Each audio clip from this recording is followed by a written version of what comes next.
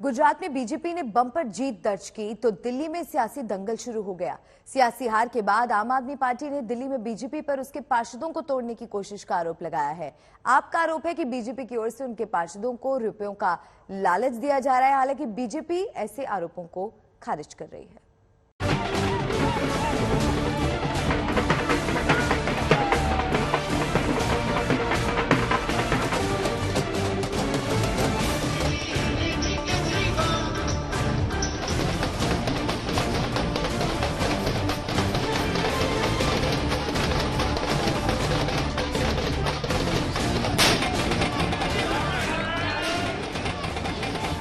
MCD चुनाव के नतीजों के बाद क्या मेयर पद के लिए दिल्ली में जोड़ तोड़ वाली सियासत शुरू हो गई है?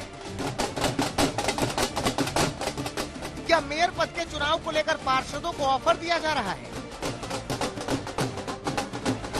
क्या नए पार्षदों को पद का प्रलोभन देकर अपने पाले में लाया जा रहा है? ये सवाल इसलिए उठ रहे हैं क्योंकि बीजेपी और आम आदमी पार्टी दोनों ओर से ऐसे आरोपों का दौर शुरू हो गया है। मेयर पद के चुनाव को लेकर दिल्ली में नई जंग का शोर शुरू हो गया है। सबसे पहला बार बीजेपी की ओर से हुआ है, जिसने आम आदमी पार्टी पर पार्षदों की खरीद फरोख्त की कोशिश का आरोप लगाया। चुनावी नतीजों के बाद अब इसे मुद्दा बनाया।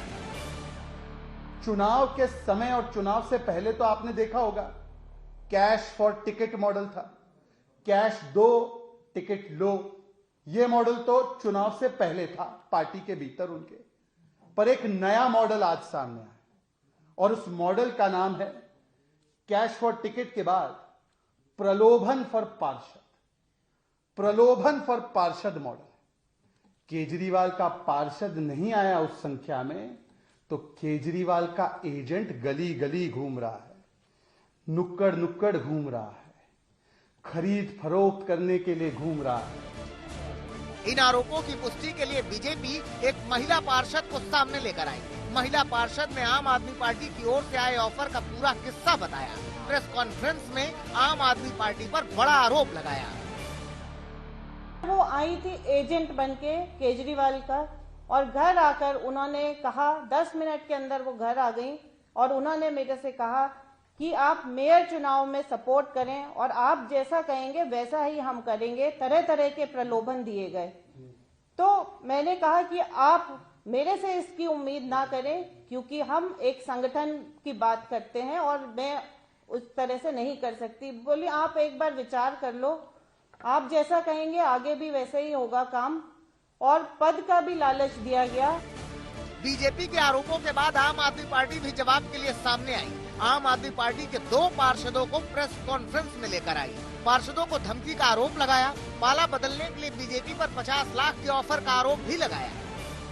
आदेश गुप्ता जी और भारतीय जनता पार्टी के लोग बाकायदा 100 करोड़ के बजट का जिक्र कर रहे हैं। कह रहे एमसीडी में खरीद फरोख्त करने के लिए 100 करोड़ का बजट है हमारे पास, और ये 100 करोड़ का बजट तो मात्र 10 पार्षदों को खरीदने के लिए है।